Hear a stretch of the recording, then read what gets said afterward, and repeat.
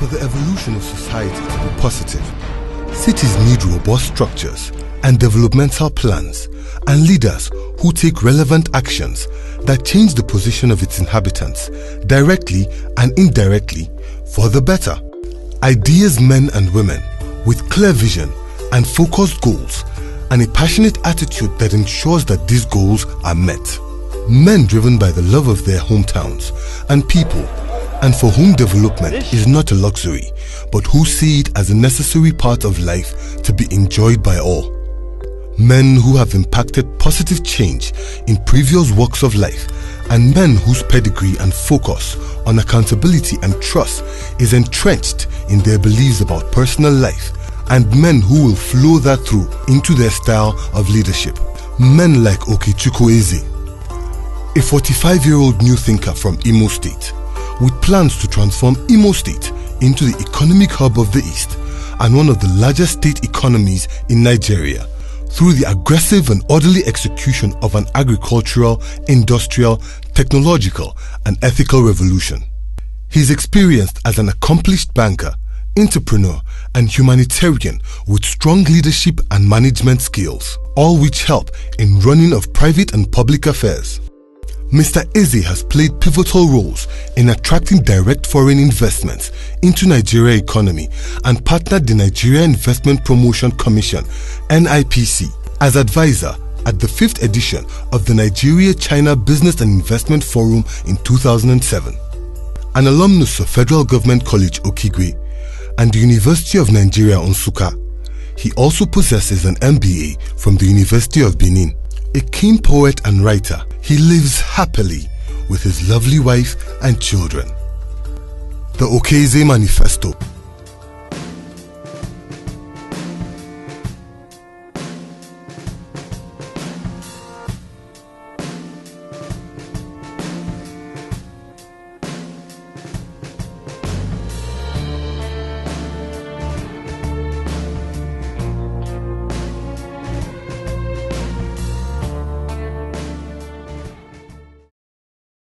Okey Eze. Where we are in the evolution of our country, I would rather we talked about the basic issues that concern people, about health, about education, about the environment, about housing, how to tackle the hydra-headed monster of unemployment. But as it were, we have taken a steep descent into lawlessness, kidnapping, abduction, and we're now talking about, first of all, we're talking about what the figures are. I don't think the issue of religion should be so important as to determine the configuration of a ticket, whether the president should be of a particular religion and his running mate be of another religion. What should be uppermost in our minds is, who are we putting on a ticket? Does he have the credibility? Does he have the character? Does he have the competence to take Nigeria to the League of Developed Nations? Yes, I subscribe to the empowerment of the local government structure. Full empowerment, of course. If you're talking about full empowerment, you're talking about financial autonomy and all of that. For a very simple reason. At the grassroots level, the local government structure is the one that people will relate to on a day-to-day basis. Because as you begin to cascade down, you look at the federal level, you look at the state, you look at the government, at the local government, the people at the local government are closer to the grassroots. It couldn't be more robust.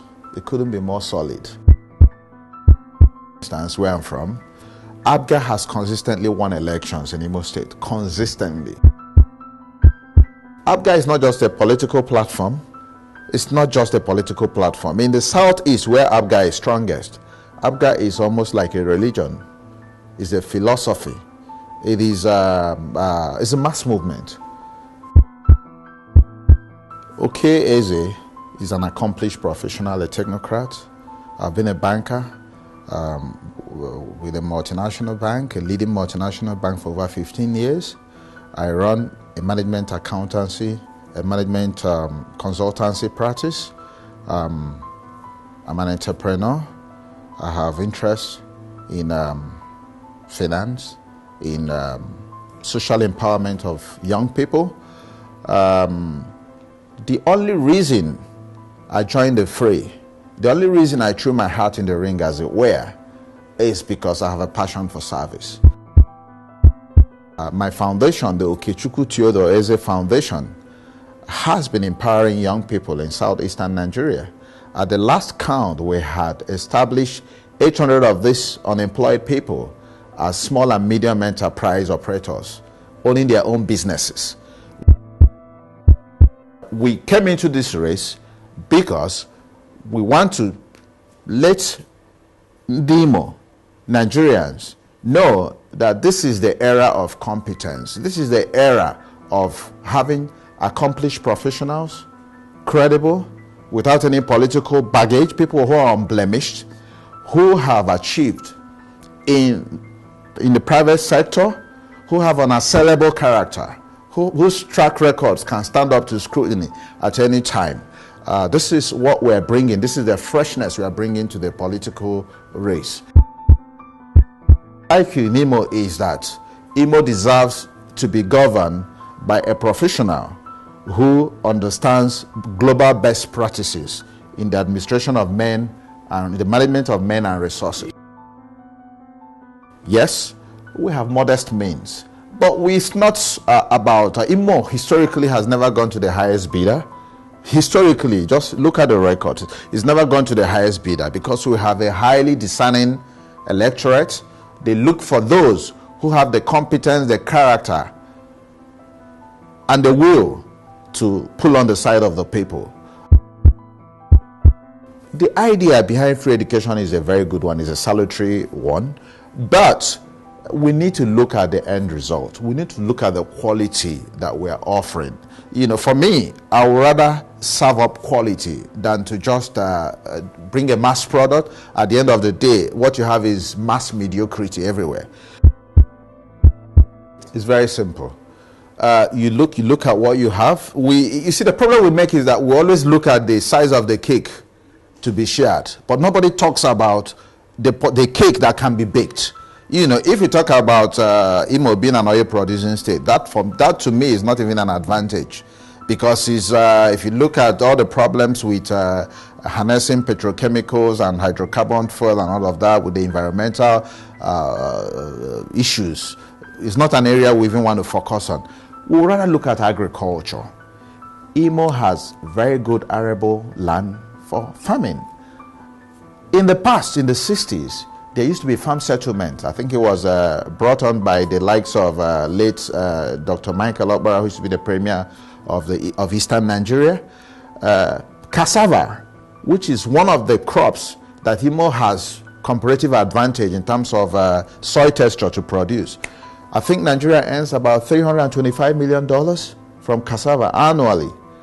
A large chunk of that income can be brought from Imo State by cultivating cassava. A million and one things we can do. We can begin to develop this product.